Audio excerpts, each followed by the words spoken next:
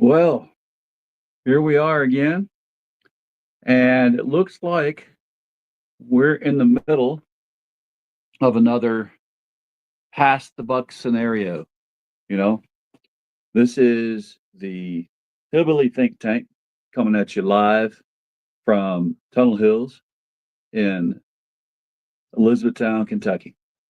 And it is a day for being amazed at how bad leadership can pass the buck.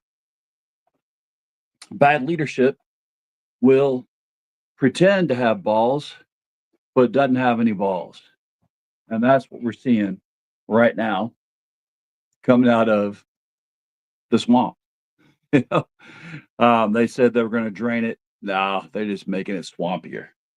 It amazes me. So we've got Pete Hegseth ordered double tap on civilians. These civilians were ordered to be slaughtered by this Kegsbreath. And I'm calling them civilians. I'm not going to call them terrorists until you, Hegseth, can give me undeniable proof. And it's easy, so easy. For so long in my naval career, from the first Gulf War all the way to Operation Enduring Freedom, when I was on deployment with the Marines, with an amphibious readiness group. So this amphibious readiness group housed the 15th Marine Expeditionary Unit, Special Operations Capable.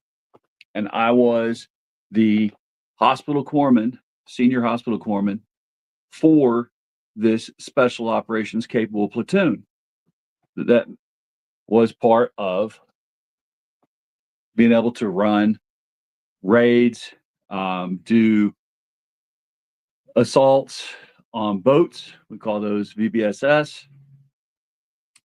And, it's the easiest, as I said before, type of raid and the most fun, in my opinion. Nothing beats either fast roping from a helicopter onto the deck of a ship or a boat at sea, or speeding over on another small craft and boarding a boat that way while at sea. So, hey, hello there too. Is it Yucky B and user QTFBOV6X? All right. Hope you guys are having a great evening. Hope you can hear me too. Last night I had some microphone problems, but I think I got that. Yeah, looks like I got it sorted out tonight. Let me know there if you guys can hear me, please. If you don't mind typing that there in the comments, that'd be awesome. But turned out,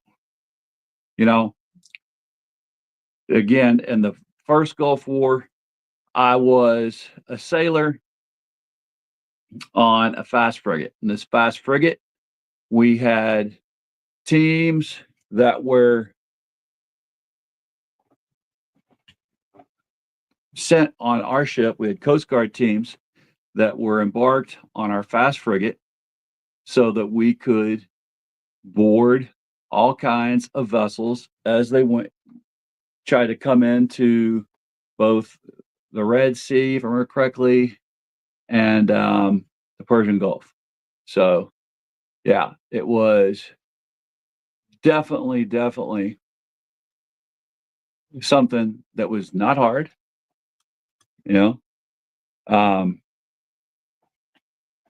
We did it with a fast frigate, and we used our small boat that was part of our fast frigate. We'd load that small boat up from the fast frigate, zip it over to whatever ship we came across that needed to be searched. They would do a search. If nothing like contraband was found on the ship that we searched, then the ship would go on its merry way, But we never just went on ahead and willy-nilly blew ships out of the water while asserting that they were carrying something nefarious unless we went over and identified it. So, yeah. All right, got a few people here quoting scripture to me. Budgeting with Crystal. Okay, interesting. C9MP also quoting Jesus and patiently hearing me. Okay, cool. Not sure what that has to do tonight with talking about Kegsbreath, but that's cool. So when we did this in the first Gulf War, we had these capabilities. I was trained up for it, and we with the special operations platoon that was part of the 15th Marine Expeditionary Unit, which has a whole battalion reinforced out at sea. We were trained to do this type of mission. We were trained for raids on land, at sea, on gas and oil platforms out at sea. It's not something that is foreign to our Navy. We know how to take control of little tiny speedboats like these that have been blown out of the water now so many times. All right. That it's not something that is foreign to the US Navy. We've been doing it since the US Navy came into existence. And the Coast Guard's been doing it. And like I said, in the first Gulf War, it was joint Coast Guard and Navy out there in the Persian Gulf and the whole area of operation that we operated in during the Gulf War. We can take little teeny tiny boats like these that have been blown out of the water. We can take them in our own control, search them, board them, figure out quickly what's going on. If there is contraband, we can grab it. If there's not, we can send them on their merry way. If there are personnel on there that are running contraband, we can arrest them and send them off to trial as the righteous nation that we are. We've been doing this again for many, many years. We did it when Jefferson went after the Barbary pirates. We did it when the pirates were attacking folks, and then we made a famous movie about it, about Captain Peters being rescued by Navy SEALs.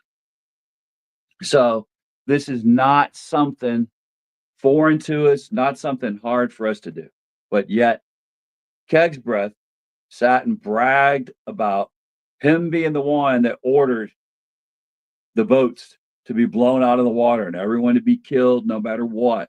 No survivors allowed. Now that, he's finally had to listen to some inspector generals saying, hey, this sounds to us like war crimes. We need to inspect it. And now you got the congressional inquiries going on. Oh, so now he wants you to go on ahead and believe him when he's going to tell us that he had no idea what happened after the first strike occurred. Come on, man. You really expect us to believe that?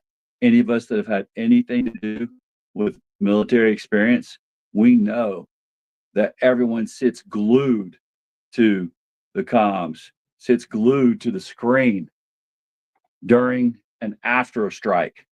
No one leaves quickly. It's a bunch of hooey.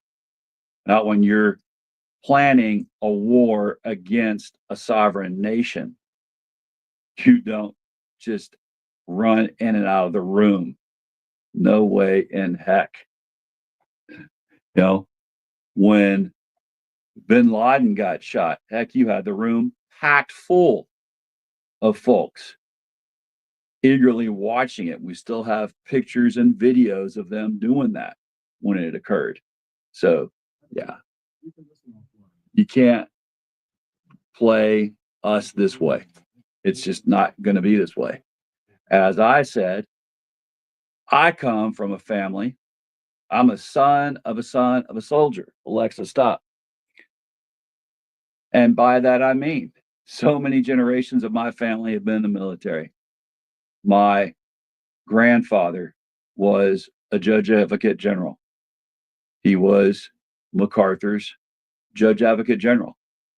My grandfather was one who was in Japan writing up the papers of surrender, took those papers of surrender along with the Japanese that were surrendering back to the battleship where he was right with MacArthur when MacArthur and the Japanese signed those letters of surrender that he had written up. Then he was part of the team that prosecuted Japanese for their war crimes that they committed. And what were some of those war crimes? Shooting pilots that were stranded in the water when they would shoot our pilots down. And they would go through with their planes and strafe, meaning shoot, machine gun the pilots that were in the water, helpless.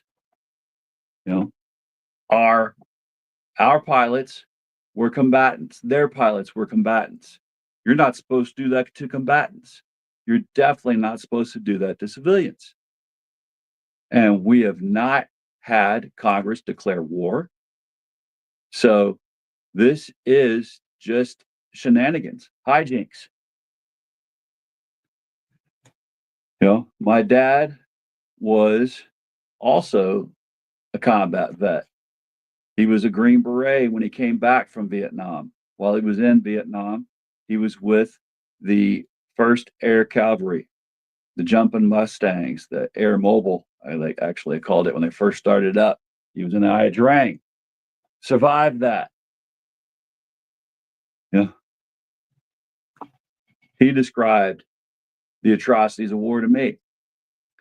And, you know, it haunted him to his dying day when he died of cancer from Agent Orange back in 2015.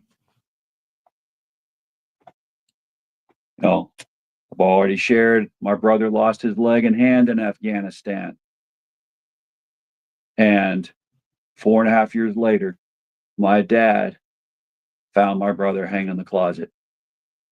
The next year, had to go be the one fly from where I was living at the time in Montana back to Lexington because the VA needed someone to allow them to make a decision about whether or not to pull the plug on my dad as he was dying from 4th stage. He was in stage 4 lung cancer by the time my wife and my son and I came back to Lexington.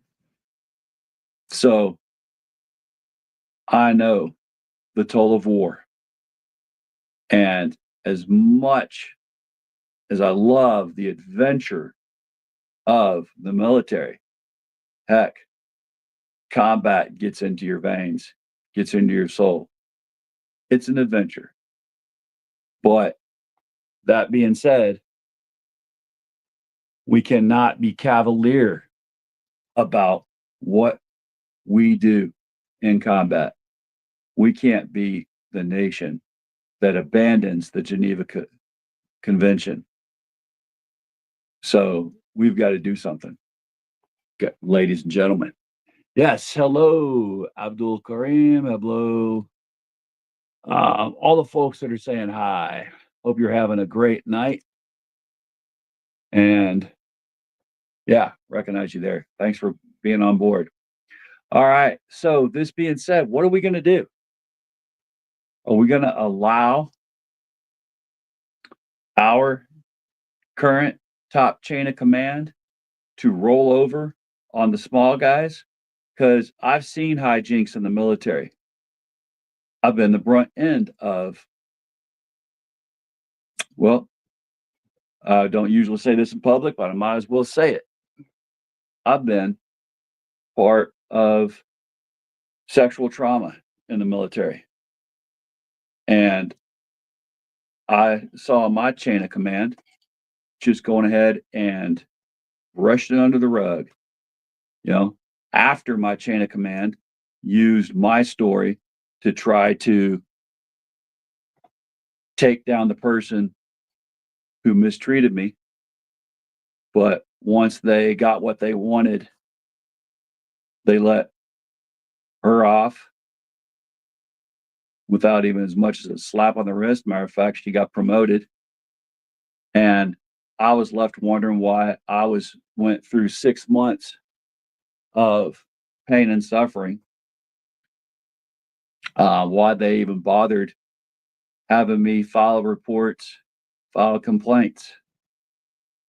You know, but that's what bad leadership will do for you. Bad leadership will leave you hanging. I've also seen some of the best leadership of my life in the military. Leaders that I would follow. If they said, I need you to jump off this cliff, I knew that they would either be leading me from the front or from right amongst my group.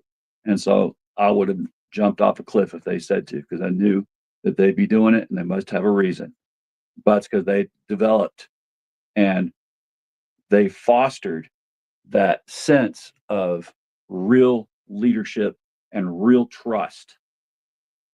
But crappy leaders like Kegsbreath, they don't do that.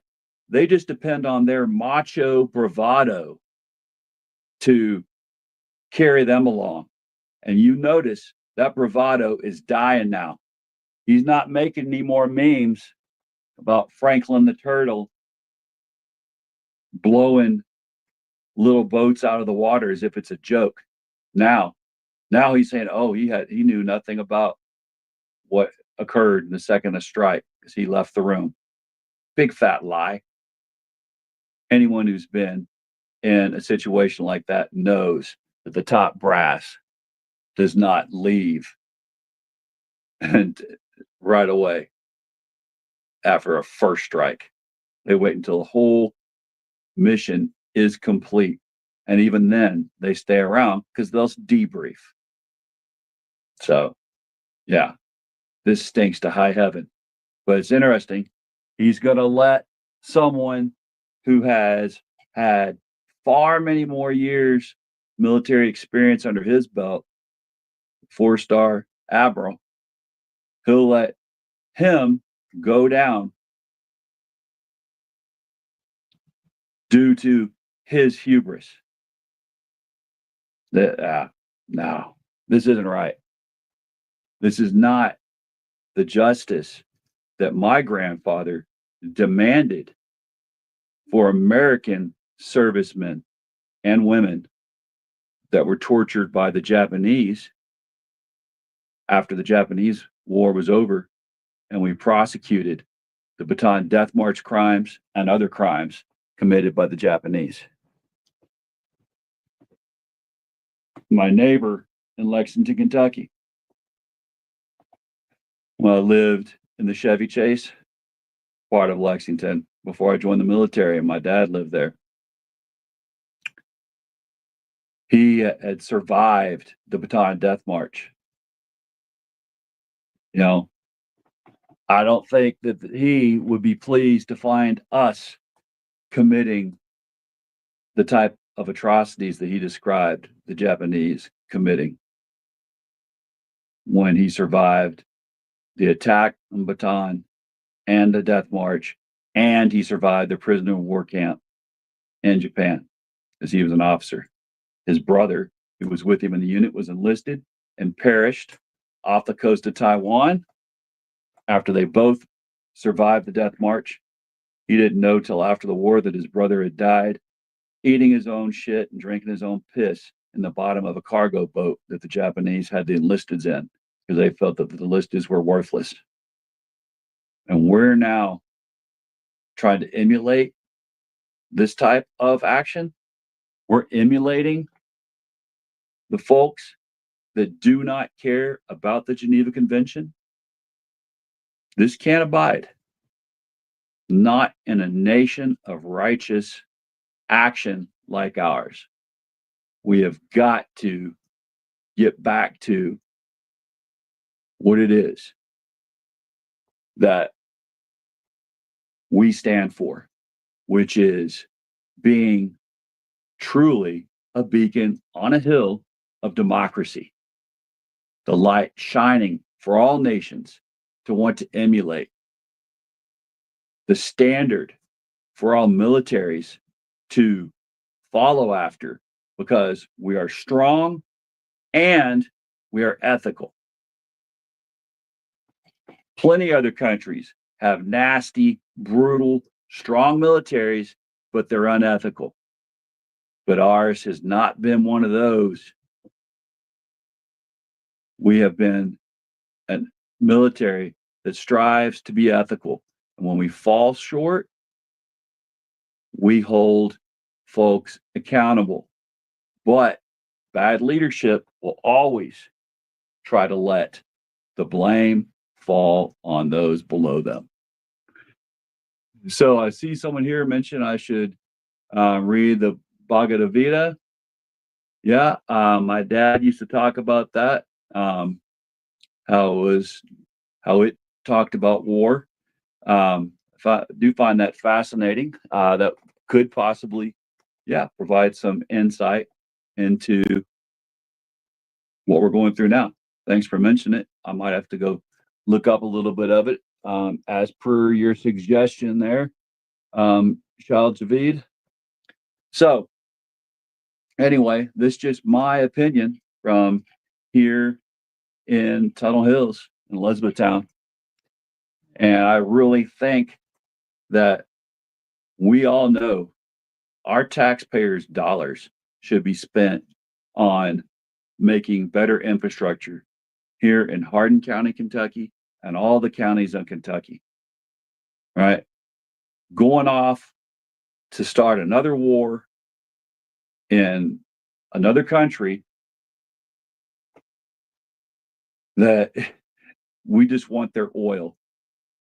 That's not anything that Americans want.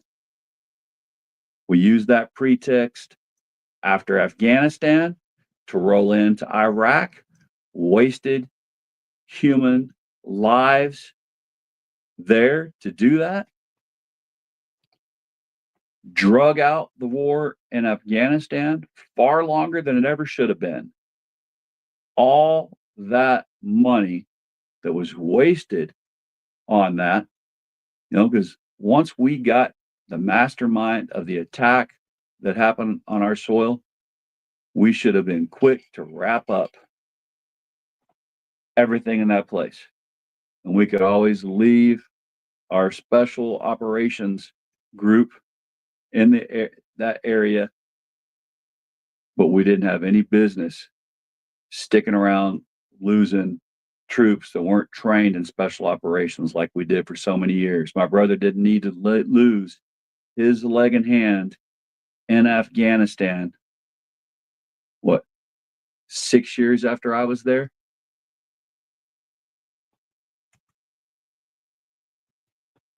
It wasn't right. And then I lost him. So, that being said, hope you all have a great night. Love your neighbors as yourself. We are a brother's keeper. We're a sister's keeper. And let's push for our country to use our funds to help us be our brother's keeper and our sister's keeper.